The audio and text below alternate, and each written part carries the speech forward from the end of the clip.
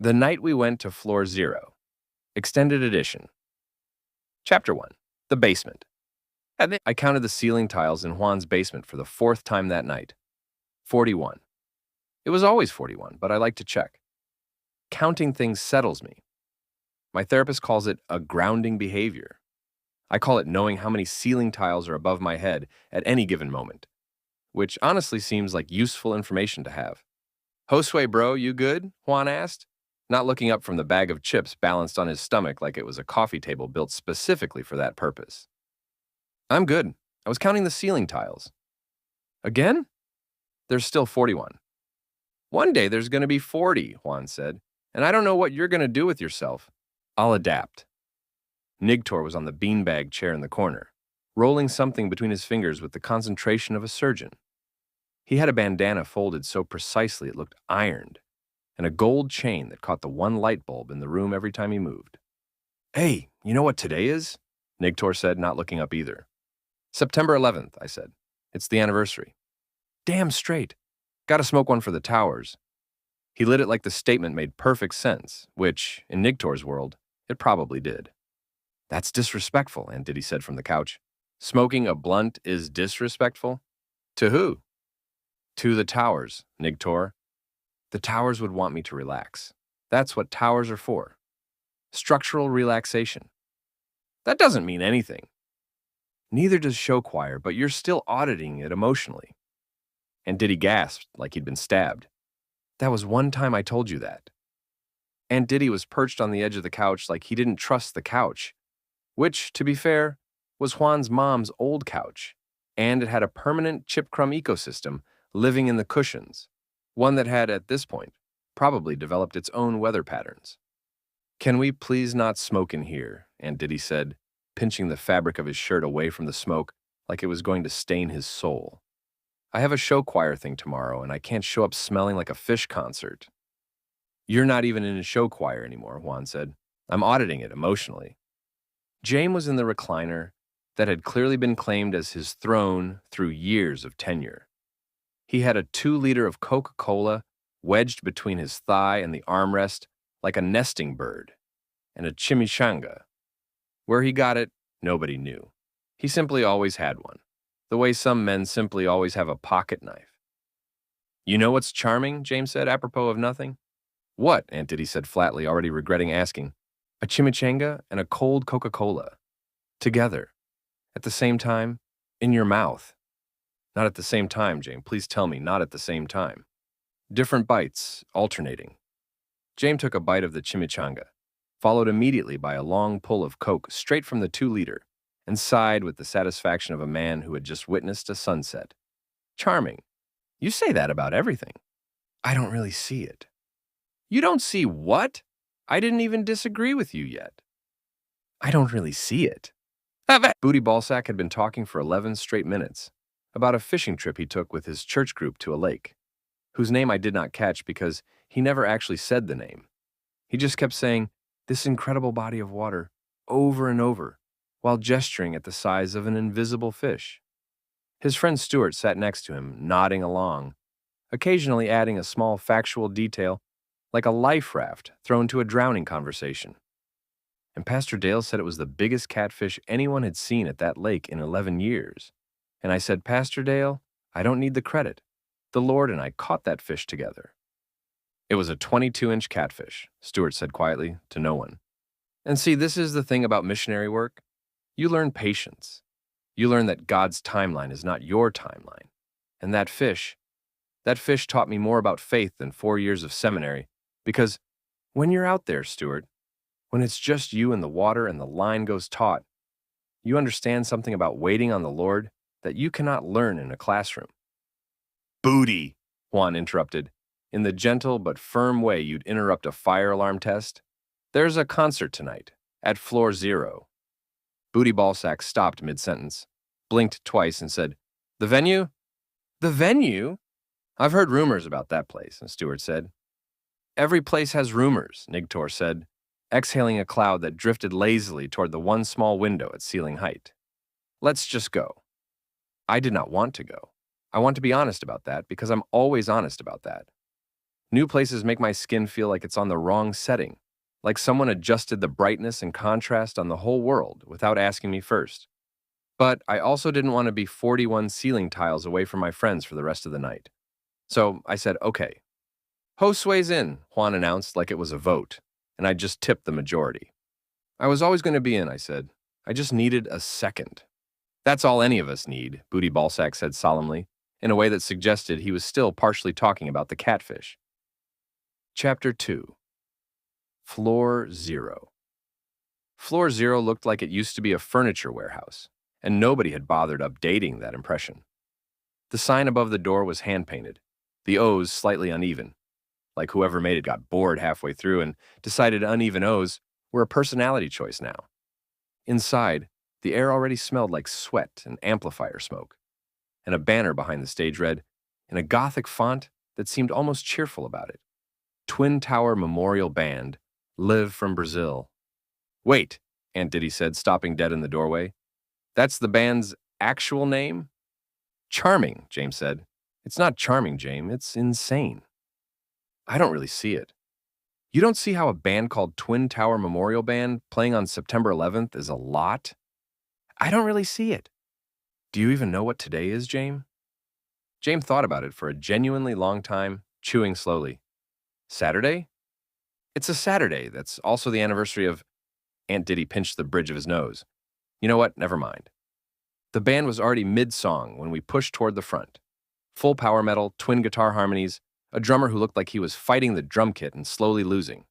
The vocalist, a wiry man in a leather vest with no shirt underneath, had a voice that could probably shatter a window 3 blocks away.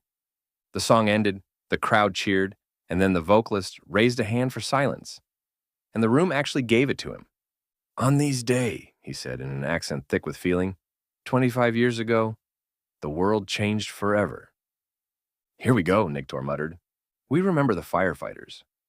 We remember the passengers of Flight 93 who said, let's roll into the eye of destiny itself. We remember the mothers, the fathers, the children who woke up that morning, not knowing it would be their last. Behind him, without warning, the guitarist started playing. Not just guitar. Somehow, simultaneously, he was reaching over with his left hand and playing a keyboard set up beside him, both instruments going at once. Some kind of insane technical solo that honestly sounded incredible. The vocalist spun around. Ricardo, I am talking. Ricardo kept playing. It was, objectively, beautiful. Fast arpeggios on the keyboard, while his right hand tapped out a guitar lead that didn't miss a note, his face completely serene, eyes closed, like a man who had transcended the argument entirely by simply refusing to participate in it. He's really good, I said. He's too good, Aunt Diddy said. Look at the singer's face. He looks like he's about to have an aneurysm. That's actually a really complex piece, Booty Ballsack said, nodding along, tapping his foot. Reminds me of a hymn we used to play at Wednesday service. Real intricate stuff. Booty, not now, Stewart said. The vocalist grabbed the mic stand. You do these every time. Every show. I am giving tribute, and you are showing off like a circus clown. Ricardo didn't stop. If anything, he got faster, closing his eyes, fully in it, sweat flying off his forehead in rhythm with the arpeggios. I feel like we're witnessing something historic, I said. We're witnessing a breakdown, Nictor said. Different thing. The vocalist threw down the mic and tackled him. Chapter 3. The Riot. I want to say that everything after this happened logically, but it did not. The vocalist and Ricardo went down in a tangle of guitar cable, and somehow the guitar itself let out a horrible feedback screech as it hit an amp. And that screech seemed to be the exact frequency that turns a crowd of 200 people into a single confused animal. Somebody hit somebody, Juan said, which was accurate but unhelpful, since somebody was now hitting several somebodies. Move, Nictor shouted, grabbing Booty Ballsack by the back of his church mission t-shirt and hauling him sideways out of the path of a folding chair that had, for some reason, been thrown like a discus. This is not what I signed up for tonight, Aunt Diddy said, ducking under someone's arm, somehow still managing to look elegant while doing it. I came here for live music and possibly a merch table with ethically sourced cotton, not this. Charming venue, James yelled over the noise, still holding his chimichanga in one hand and his 2-liter in the other, somehow protecting both through the entire scramble. Terrible crowd control. How do you still have that chimichanga? Aunt Diddy screamed. Priorities. We got shoved, jostled, and at one point I was fairly sure a stranger's elbow made contact with my ribs. But somehow, all 7 of us stumbled out the side exit together into the night, gasping, adrenaline high, the muffled roar of the riot still audible through the wall behind us. Everybody's here, Juan said, doing a head count with his finger, pointing at each of us like cattle at a fair. 1, 2, 3, 4, 5, 6, 7. We're good. I think I lost a shoe, Stuart said, looking down at one sock foot. Leave it, Nictor said, and that shoe died a hero. It was a good shoe, Stuart said, and for a second he genuinely looked like he might cry about it, and none of us knew if he meant it or not, and honestly, neither did he. We started walking, fast, at first, then slower as the sound of the venue faded behind us, replaced by streetlights that got dimmer and further apart, until we realized we had wandered onto a street called Howard Boulevard. Chapter 4. Howard Boulevard. This street feels wrong, I said. I say things like that sometimes when a place doesn't match my expectation of what a normal street should feel like, and this one had too many people standing very still in doorways, watching us, the way cats watch a bird. They haven't decided it's worth the effort yet. That's because it's Howard Boulevard, Aunt Diddy whispered. My cousin said this is where all the... He made a vague gesture. Happens. All the what happens? Booty Ballsack asked. The boulevard things, Booty. A woman stepped out from between 2 parked cars. She was, and I want to describe this accurately because accuracy matters to me, extremely unusual looking, in a way that seemed almost intentional, like the universe had tried several drafts of a human face, and this was the one it accidentally published instead of the one it meant to. She had a laminated certificate tucked under one arm like a diploma. Hey, boys, she said, sultry or attempting sultry. Any of you want a good time tonight? We're actually just heading home, Juan said, trying to be polite about it, the way you're polite to someone selling knives door to door. I hold the Guinness World Record, she announced, unprompted, holding up the laminated certificate for us to see, for ugliest person alive. Official, verified. 2019. That's, Booty Ballsack started, in the tone of a man trying to find something kind to say, quite an accomplishment. Thank you, it wasn't easy. There's a whole panel. Multiple rounds of judging. She said this with genuine, unshakable pride, the certificate held up like a war medal. Now, who wants to party? We're gonna pass, Nictor said, already backing up. I don't really see it, James said, which didn't even make sense in context. But nobody stopped him, mostly because at this point, nobody expected him to make sense. Her face changed. Something in her eyes went from hopeful to furious in under a second, and she let out a sound between a screech and a roar and leaped, actually leaped like a linebacker, directly at Booty Ballsack. I'm pouncing, she screamed midair, as if narrating her own attack for accessibility purposes. I'm pouncing on you right now. Oh, Lord above, Booty Ballsack yelled, going down under her. Everyone moved at once. Juan grabbed one of her arms, Nigtor grabbed the other. Stuart was pulling on Booty's legs trying to extract him, like he was stuck under a car. In the scramble, I felt something small and sharp jab into my forearm and heard Aunt Diddy yelp the exact same thing had happened to him. And Juan cursed, and Nictor cursed louder. And I realized, belatedly, the way I realize most physical sensations on a 2-second delay, that she had been carrying a fistful of needles the entire time, tucked into her sleeve like some kind of horrifying magician. Everybody got good ones, she shouted triumphantly as she finally released Booty Ballsack and skittered off into the dark, cackling certificate, still somehow intact under her arm. We stood there, Booty on the ground, panting, Stuart helping him up, and one by one, we all looked down at the small red pinpricks on our arms. All of us except James, who was checking both his arms with genuine wounded confusion. I don't have one, James said. I'm not charming that I got left out. You're the one who wasn't grabbing her, James. You just stood there eating, Aunt Diddy snapped. Priorities, James said again, taking another bite of the chimichanga, which was somehow impossibly still warm. Guys, Aunt Diddy said, voice suddenly very small. I feel really weird. Chapter 5. The Trip. The first thing I noticed was the streetlight above us, turning into a slow blinking eye. Not scary, just an eye, calmly watching, blinking on its own schedule. Is the streetlight looking at us? I asked. The streetlight is always looking at us, Josue, Nigtor said very seriously, like he was letting me in on classified information. That's what streetlights do. Juan had sat down on the curb and was slowly petting the air in front of him. This dog is so soft, he said. Such a good dog. Yes, you are. Yes, you are. There's no dog, Juan, Stuart said. There's always a dog, Stuart, Juan said, echoing Nigtor's exact cadence, without either of them noticing. A car engine roared. Headlights swept the street and a blue Ford Fusion materialized. Not drove up, materialized. 1 second empty road, the next second a very average, very mid-tier sedan doing 60 miles an hour directly at us. Car! Booty Ballsack screamed, and we all scattered, and the Fusion swerved, tires screeching, and vanished around the corner without a single sound. That was a real car, I said, trying to sound calm even though nothing about my voice felt like mine anymore. I think that one was real. Nothing is real tonight, Josue, Aunt Diddy said, staring at his own hands, like they had just been invented. I can see my own aura, and it's the color of oat milk. That tracks, Stuart said, sitting down cross-legged in the middle of the sidewalk, apparently done walking for the foreseeable future. Then he appeared.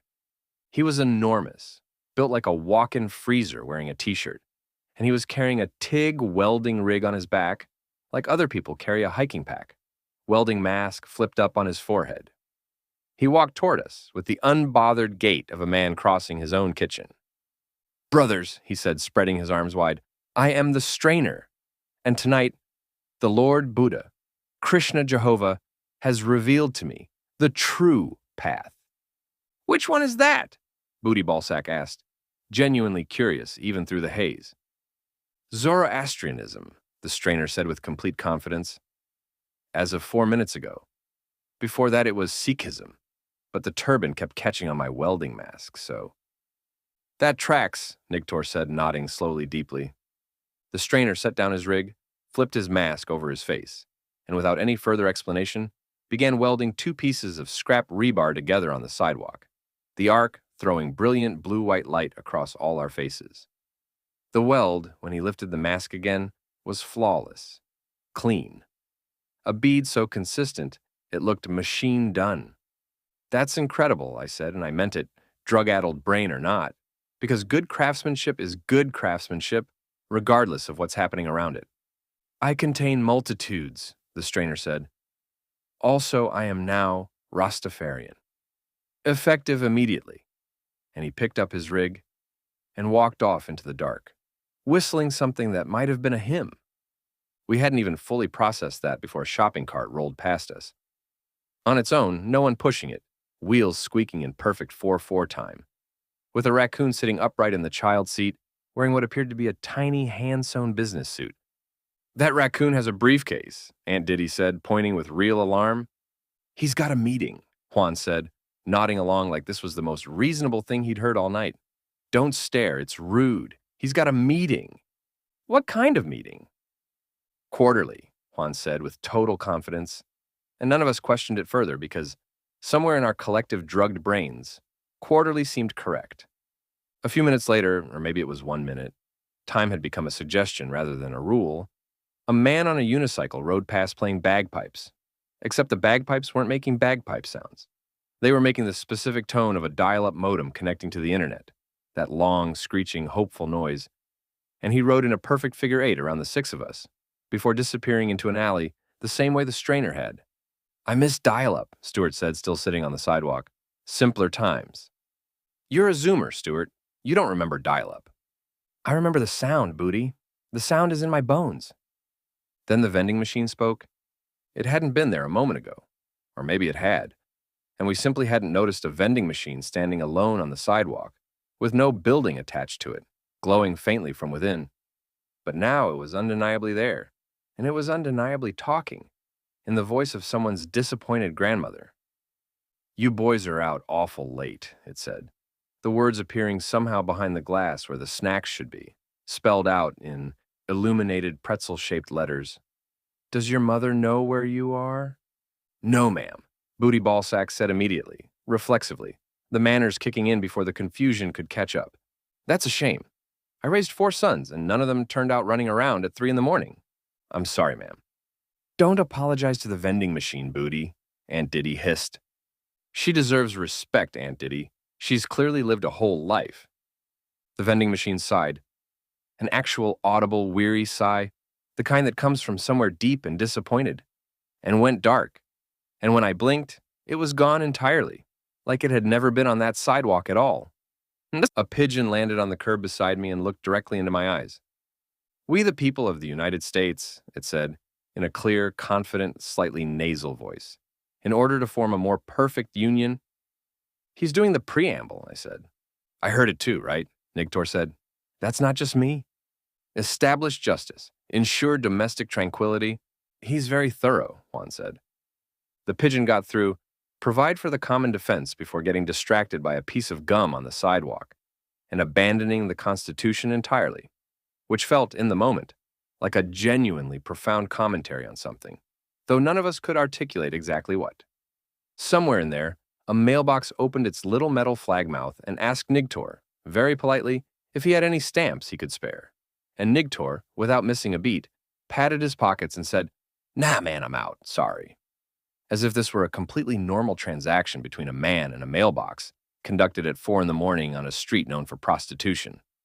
James, through all of it, remained completely unaffected, sitting on a fire hydrant, finishing his chimichanga, occasionally glancing at whatever the rest of us were reacting to with mild confusion. "I don't really see it," he said to the raccoon, to the vending machine, to the pigeon, to all of it. An all-purpose response for a night that had stopped making sense to everyone but him. Slowly, over what felt like both 4 minutes and 4 years, the colors dimmed back down to normal. The streetlights stopped blinking. Juan stopped petting the invisible dog, looked at his hand, and said, "Where'd the dog go?" "There was never a dog," Stewart said, standing up, brushing off his pants, sock foot and all. "I miss him already." Chapter 6, Lost. We stood on a street none of us recognized, in the kind of quiet that only exists at 3 in the morning, in a part of town you've never been to. "James," Juan said, "you remember how we got here, right? You've been sober through the whole thing."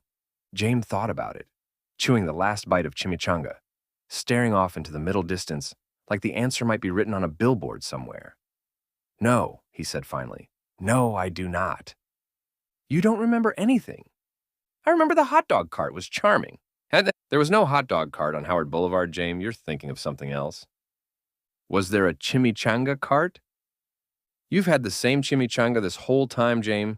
We've all been asking about it." "A man doesn't discuss his sources," James said, taking a long sip of Coca-Cola. And that was the end of that conversation. We started walking mostly at random, in the vague hope that streets eventually lead somewhere familiar if you walk on them long enough.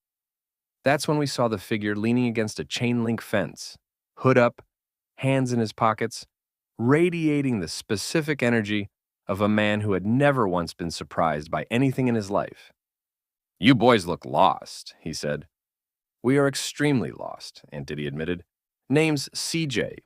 He smiled, all teeth, friendly in the way a shark is friendly right before it isn't. "I can help you boys out. Got anything good on you? Little pick-me-up. Keep the energy going." "We don't do drugs," Booty Ballsack said, with the moral clarity of a man who had, 1 hour earlier, unknowingly done several. "Just phones then," CJ said, and it wasn't really a question. "And whatever's in your pockets, for, safekeeping." I don't know why we handed everything over. I've thought about it since. I think it was some combination of exhaustion, lingering drug fog, and the specific charisma certain people have that makes bad decisions feel temporarily reasonable. CJ collected phones and wallets like a very efficient waiter, clearing a table, thanked us with genuine warmth, and disappeared down an alley so fast it felt like another hallucination. "Did that seem right to anyone else?" Stewart asked. "No," we all said at slightly different times, in unison anyway. "He had good energy, though," Booty Ballsack said, "for a criminal." Chapter 7. Pep Bowo. Eventually, blessedly, we found a parking lot lit up by a glowing sign shaped like a slice of pizza, wearing sunglasses. Pep Bo Pizza, it read, in letters that buzzed faintly. Thank God, Juan breathed, already walking faster than I'd seen him move all night. Inside smelled like garlic and fry oil, and the specific hum of a walk-in cooler running too hard. We didn't have money, CJ had seen to that. But Juan, in a moment of genuine crisis leadership, found 4 crumpled dollars in a jacket pocket he apparently never checked, and between that and James producing an emergency 20 from his sock, for charming emergencies, he explained, we ordered a large pizza called, per the laminated menu, the Giant Schmeedy. I want it stated for the record, Aunt Diddy said, arms crossed, that I am vegan, and this is a meat lover's pizza, and I am morally opposed to every topping on it.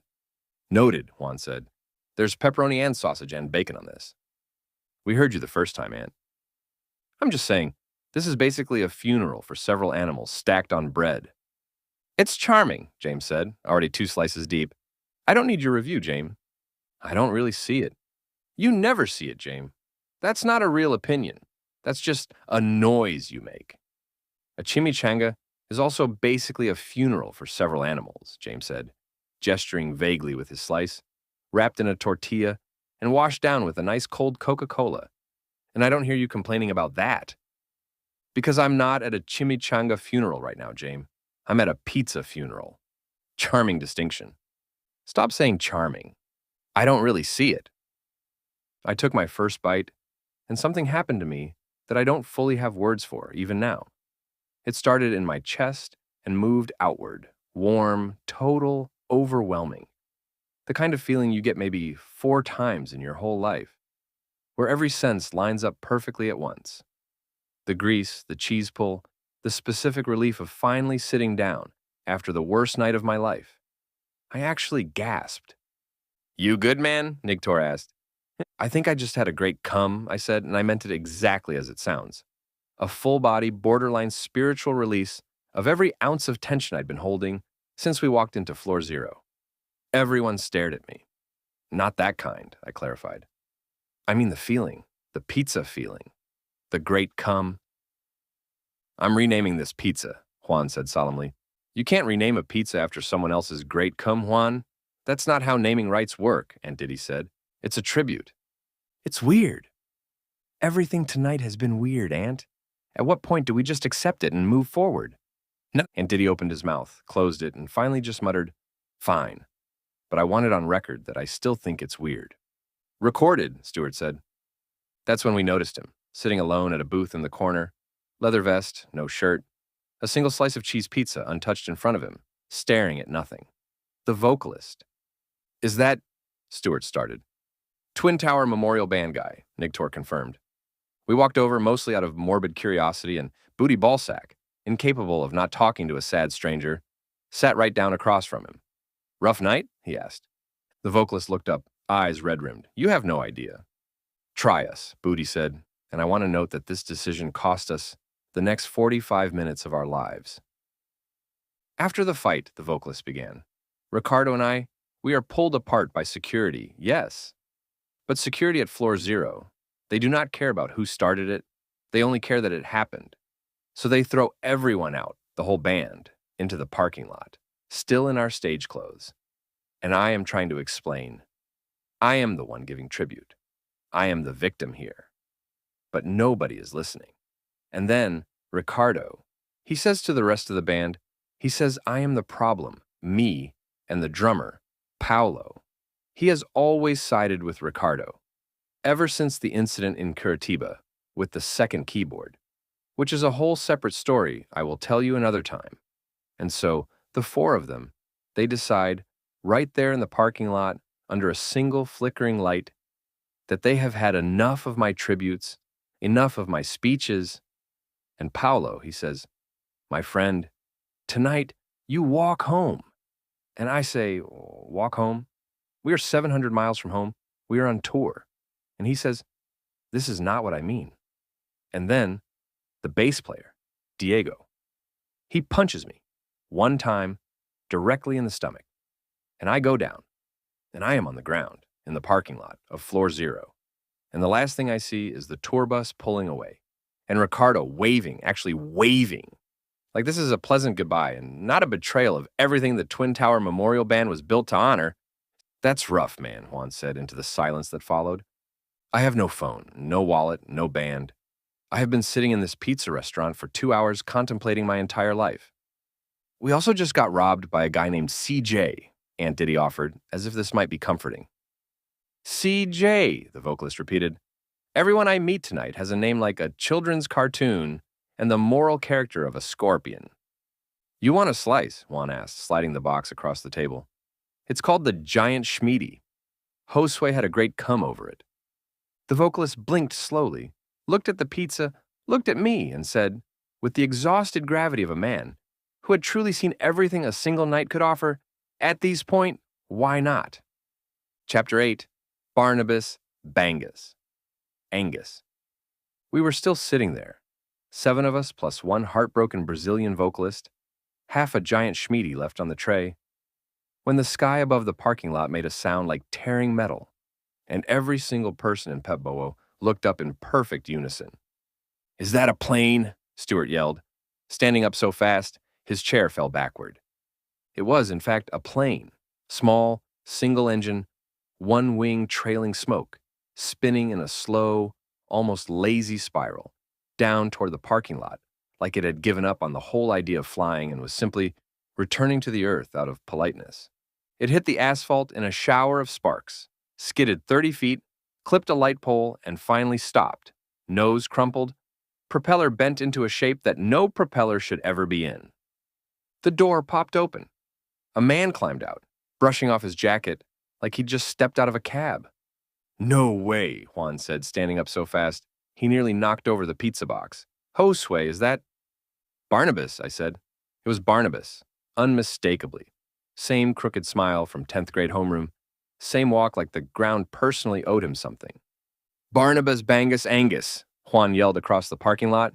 You crashed a plane? Landed, Barnabas corrected, ambling over like this was the most normal reunion in the world. Landing's just a crash you walk away from. Juan, Josue, it's been years, man. You went to high school with these guys? Nigtor asked, looking between all 3 of us. Junior year Spanish, second period, Barnabas said. Sat right behind Josue. Copied off his tests, no shame in admitting it now. Statute of limitations and whatnot. That explains your B-, I said. That explains my B-, Barnabas agreed cheerfully. Look at you boys, all grown up and getting into bar fights. It was a riot, technically, Aunt Diddy said. Even better. What are you even doing here, man? Juan asked. Last I heard you moved out to Arizona. I did. Moved out there, 6 years ago now. Got baptized. Full member of the Church of Jesus Christ of Latter-day Saints. 2 years on it now. I do my home teaching. I wear the little badge, the whole thing. You're Mormon, Aunt Diddy said, and you just crash-landed a plane at a pizza restaurant at 4 a.m? The two aren't related, Barnabas said. I'm actually only back in town for the night. Flying back to Arizona first thing tomorrow. Well, later today, I guess, given the hour. What did you come back for? Stuart asked. Barnabas paused, considered his words, with the seriousness of a man about to deliver a eulogy. There's a girl, Simone. We go way back. I flew 4 states just to see her tonight. That's actually kind of sweet, Booty Ballsack said. It's not sweet, Booty, Barnabas said, entirely matter of fact. I flew out here specifically to have sex with Simone, and then I'm flying straight back to Arizona in the morning. That's the whole trip. That's the itinerary. The table went silent. You flew a plane, Aunt Diddy said slowly. 4 states to hook up with someone, and then you're just leaving? Correct. Does Simone know that's the plan? Simone and I have an understanding, Barnabas said with the calm confidence of a man who had never once had that understanding confirmed in writing. Anyway, you boys need a ride somewhere or what? Can't just be standing in a parking lot all night. Plane's still got some juice in her. The plane just crashed, Barnabas, Juan said. Landed. It has a bent propeller. She'll fly, mostly. He said this the way you'd describe a car with a slightly sticky door handle, not a wrecked aircraft with visible smoke damage. Where are you boys headed? Floor 0, Juan said, because somehow, despite everything, that still felt like the correct next move. My car's in the lot there. Hop on in then, Barnabas said, gesturing at the smoking wreckage like it was a limousine. I want to be clear, that nothing about the plane suggested it would fly. But it was 3 in the morning, we had been robbed, drugged, rioted at, and emotionally exhausted by a Brazilian power metal frontman. And somewhere along the way, my capacity to say no to absurd things had simply run out. We climbed in. The plane did somehow fly. Low, loud, shaking the entire way. Barnabas whistling at the controls like it was the smoothest flight of his career. And 8 minutes later, it belly landed in the floor zero parking lot, sliding to a stop directly beside Juan's car, which miraculously, none of us had thought to check on until that exact moment. "There she is," Juan said, patting the hood of his mom's Honda, like it was a loyal horse that had waited up for him. "Good seeing you boys," Barnabas said, climbing back into his ruined plane. "Tell your mothers I said hi. Also, I gotta get to Simone's before sunrise, so, places to be." We thanked him, waved him off, and watched the smoking plane attempt an extremely questionable second takeoff, rattling and lurching down the empty road like a wounded goose before finally somehow lifting into the pre-dawn sky. Then, we piled into the Honda, 7 of us plus the vocalist, 9 people total in a car built for 5, and drove back to Juan's mom's basement in a silence that felt, for the first time all night, like relief. Chapter 9. The Raid. We didn't even make it inside properly. Juan had his key halfway into the basement door when headlights, real ones this time, swept across the driveway, followed by another set and another, until the whole street was lit up like a stadium. "U.S. Marshals! Hands where we can see them!" "What is happening?" Aunt Diddy screamed, hands immediately shooting into the air. Agents moved past all of us with a speed and precision that suggested this had been planned for a while, and went straight for Nigtor, who didn't even try to run, just sighed the sigh of a man who had known this day was always going to arrive eventually. "Nigtor Alvarado," one of the agents said, cuffs already out. "Immigration violation, outstanding warrant. You're coming with us." "Wait, what, right now?" Juan said. "He was just at a concert with us. He didn't do anything." "It's fine, bro," Nigtor said, and he actually smiled, calm in a way none of the rest of us could manage. "I always knew this was coming. Take care of each other." "Nigtor," I started, and I didn't know what I wanted to say after his name. I just knew I wanted to say it. "Josue," he said, looking right at me while they walked him to the car. "Keep counting them ceiling tiles, all right?"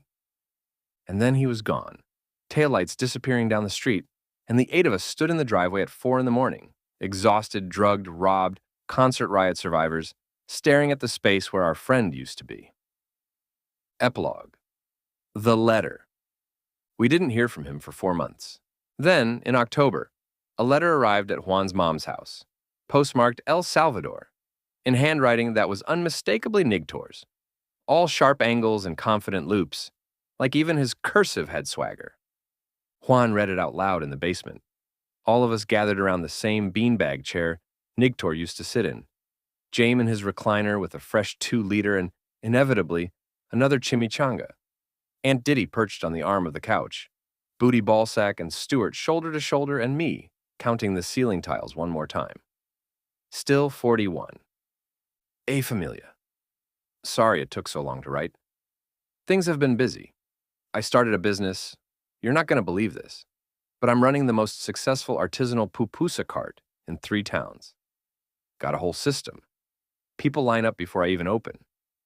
Also, and I need you all to sit down for this, I'm pregnant. Long story. I'll explain when I see you. Miss you all. Tell Josue the ceiling's probably still 41. Tell James I don't really see it either. Love, Nigtor. Nobody said anything for a moment. "He's pregnant?" Aunt Diddy finally said. "How?" "I don't really see it," James said, and for once, all of us, even Booty Ballsack, mid-sentence about some entirely unrelated fishing trip, burst out laughing until it didn't feel like a joke anymore. Just relief, just the specific joy of knowing your friend was alive, thriving, running a pupusa empire, and somehow impossibly expecting. "You think Barnabas ever made it back to Arizona?" Stuart asked, once the laughter died down. "Man's probably got 6 more Simones by now," Juan said. "I don't really see it," James said again. And this time, none of us were even sure what he was disagreeing with. And by that point, none of us really needed to know. I counted the ceiling tiles one more time that night. 41. Same as always. Some things, at least, you can count on. The end.